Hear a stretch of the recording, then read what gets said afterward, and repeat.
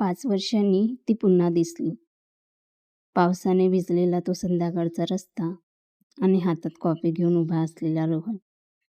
तो फक्त पावसाकडे पाहत नव्हता, तो त्याच्या भूतकाळाकडे पाहत होता.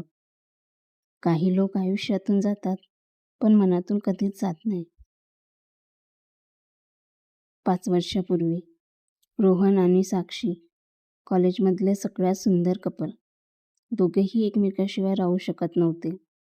लायब्ररीमध्ये एकत्र बसणं, कॅन्टीनमध्ये एकाच प्लेटमधून खाणं आणि पावसात भिजत भिजत फिरणं, सगळं परफेक्ट होतं. पण एक दिवस सगळं बदललं. आपण इथेच थांबूया, साक्षीने अचानक म्हटलं. रोहन हादरला. का? काय झालं?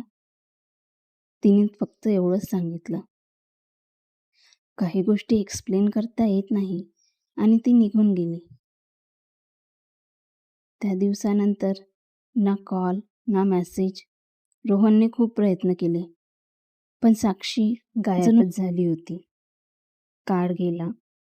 रोहनने आयुष्यात पुढे जाण्याचा प्रयत्न केला, पण तिची जागा कोणीच घेऊ शकलं नाही. आणि आज 5 वर्षांनी तो एका कॅफेमध्ये बसला होता. पावसाचा आवाज, कॉफीचा वास आणि शांतता. इतक्यात दरवाजा उघडला आणि ती आत आली. साक्षी? रोहनच्या हातातला कप थरथरला. हा, तीच आहे का? तिने त्याच्याकडे पाहिलं. दोघांचे डोळे भेटले. वेळ थांबला. ती हळूहळू त्याच्याकडे चालत आली. रोहन? तो काही क्षण काहीच बोलला नाही. साक्षी, तू? दोघे समोरासमोर बसले, पण शब्द हरवले होते. कशी आहेस? रोहनने विचारलं. ठीक आहे, ती हलकसं हसली.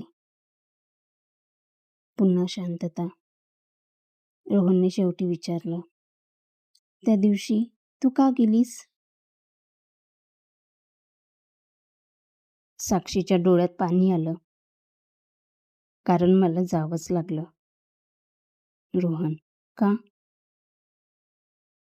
कारण जर मी थांबली असते तर तुझं आयुष्य बिघडलं असतं. रोहन चकित झाला. म्हणजे? तिने हळू आवाजात सांगितलं. त्यावेळी मला एक सिरियस आजार झाला होता. डॉक्टरांनी सांगितलं होतं मी जास्त काळ जगणार नाही. रोहनच्या डोळ्यात अश्रू आले.